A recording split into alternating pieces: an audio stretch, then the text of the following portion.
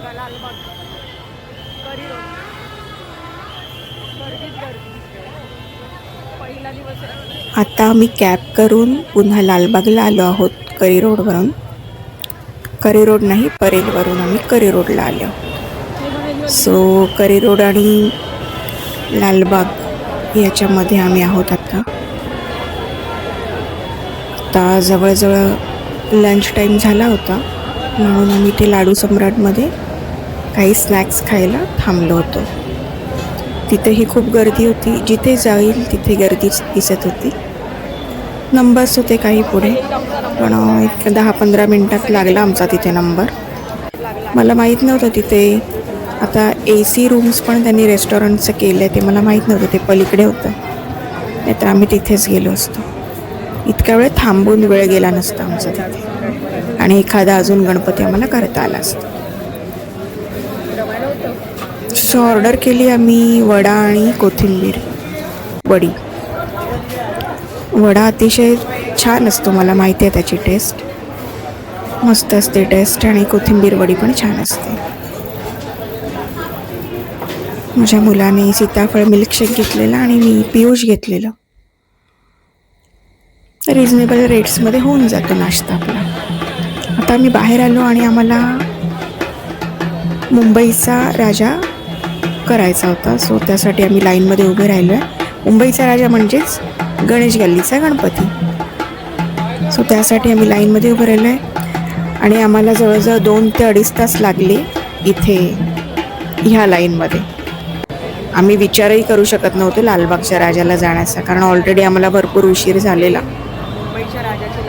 So आम्ही सहसा नाही करत लालबागचा राजा, कारण तिथे बोलत होते काही जण 13 ते 12 तास मुखदर्शन.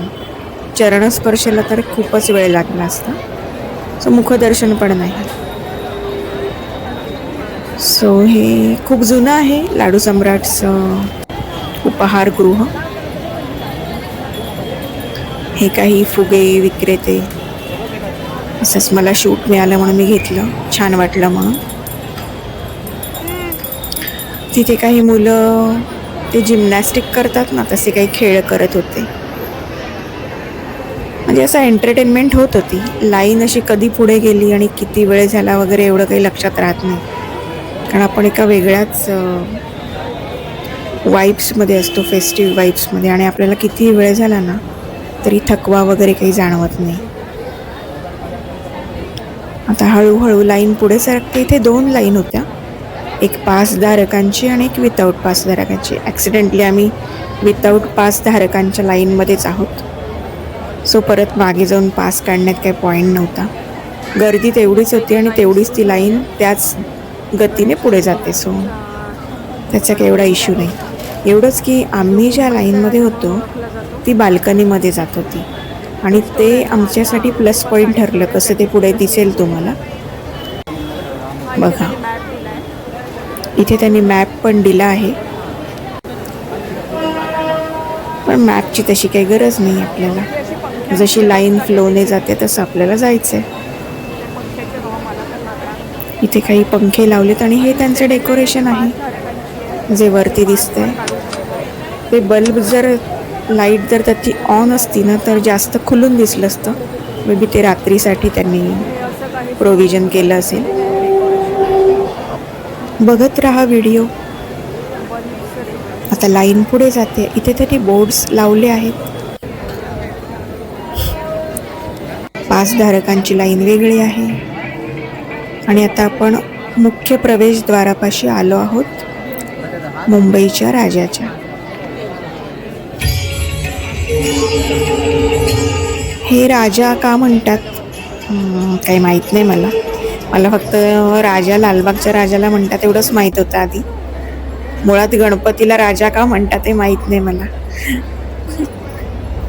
माझ्यासाठी तो गणपती देवच आहे, राजा माहीत नाही.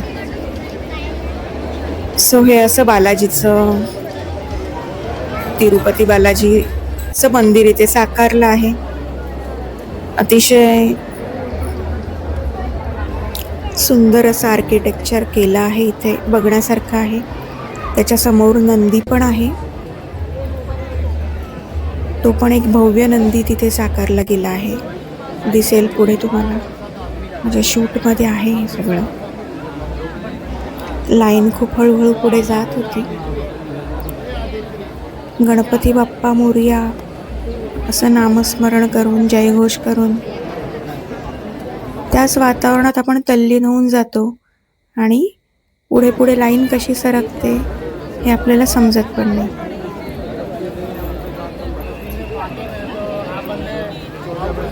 तो बघा, हाच तो नंदी तिथे साकारलाय तो.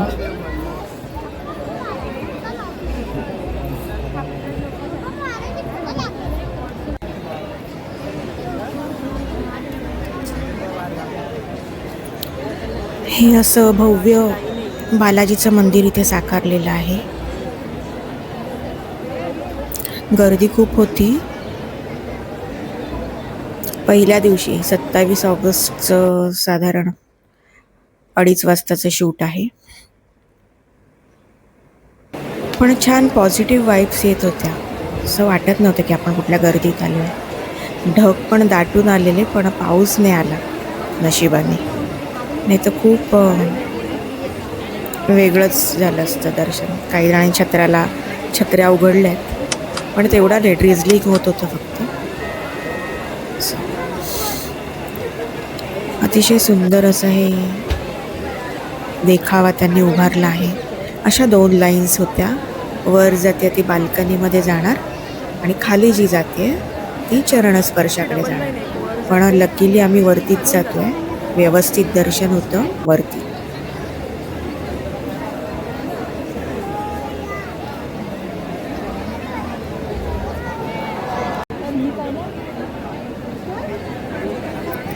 इथून आता तुम्हाला क्लिअर सगळा व्ह्यू दिसेल. बालाजीचं मंदिराचा देखावा त्यांनी कसा उभारलाय ते. पिलार्स, नंदी इथून व्यवस्थित दिसतो आहे. काही जण तिथे पटांगणात फोटो पण काढतात. माहीत नाही, तिथे आम्हाला तरी नाही जाता आलं. मे बी तिथे रहिवासी आहेत, ते तिथे जाऊन फोटो वगैरे काढू शकतात, असं असेल. मुंबईच्या राजाला ही खूप जुनी परंपरा आहे. मुंबईचे गणपती उंच उंच असतात. आम्ही पण ऐकून होतो तेव्हा. म्हणजे माझं लग्नाच्या आधी मी बघितले नव्हते एवढे मोठे मोठे 20-20 फुटाचे गणपती, जे मी इथे येऊन बघितले. इवन लालबागच्या राजाचं पण मी 2005 साली चरणस्पर्शाचं दर्शन अगदी इझिली घेतलेलं. तेव्हा एवढी हाईप नव्हती. म्हणजे एवढं कमर्शियलायझेशन वगैरे एवढं नव्हतं झालं. व्हायचं सगळ्यांचं दर्शन. आता मी तिथे जात पण नाही. फक्त लालबागचा राजा बसतो तिथे बाहेरच नमस्कार करून पुढे जातो. इथे पुढे पण भरपूर गणपती आहेत. आता गणेश गल्लीचा गणपतीचं माझं अतिशय सुंदर दर्शन झाल्यानंतर मी तेजुकायाला गेले. तेजुकायाचं दर्शन ओपन झालं नव्हतं, पण त्यांनी पडदा हटवलेला आणि गणपतीचं दर्शन माझं झालं. इथे जत्रा भरली आहे. मी तिथे माझ्या नावाची एक लाकडी किचन घेतली. 50 रुपीज पर किचन असं होतं. आणि झालं. तेजुकायाचं दर्शन झाल्यानंतर पुढे पण खूप गणपती आहेत. रंगारी बदक चाळे, पुन्हा पत्रा चाळीचा गणपती आहे, पुन्हा काळा चौकीचा महागणपती आहे. खूप सारे गणपती पुढे आहेत. पण मला ते शक्य झालं नसतं त्या दिवशी. मला वेळेत घरी यायचं होतं. 5:30ला मी कॅब बुक करून माझ्या घरी परत आले होते. असे काही तिथे स्टॉल्स भरले आहेत. खाण्यापिण्याचे जास्त आहेत स्टॉल्स, ज्याची जास्त गरज आहे, जास्त माणसं येणार. कालाखट्टाचे पण खूप सारे होते स्टॉल्स. हे बघा, हे ते कीचेनचं मी म्हणाले ना, इथेच मी घेतली माझ्या नावाची एक कीचेन. श्रुती, हे असं माझ्या नावाचं मी कीचेन घेतलं. इथे मी स्टॉल बघितला. हे भारत माता आहे. हे इथे असे खेळ करतात. आणि मला नंतर मुंबईच्या राजाचा गेट पण मिळाला. घ्यायला, पूर्ण नाही मिळाला कारण इथून आता माझं गाड्या वगैरे जातात. कंप्लीट झालंय. आता मी ते तेजुकायला जात रोडला होते. मी आता. दाखवला मी त्याचा गेट वगैरे पण, चला. बघा तुम्ही पण. हा आहे राजा तेजुकाया. चॅनलला सबस्क्राईब केलं नसेल तर माझ्या गंमत इन लाईफ या चॅनलला जरूर सबस्क्राईब करा, व्हिडिओला लाईक करा आणि शेअर करा. थँक्यू.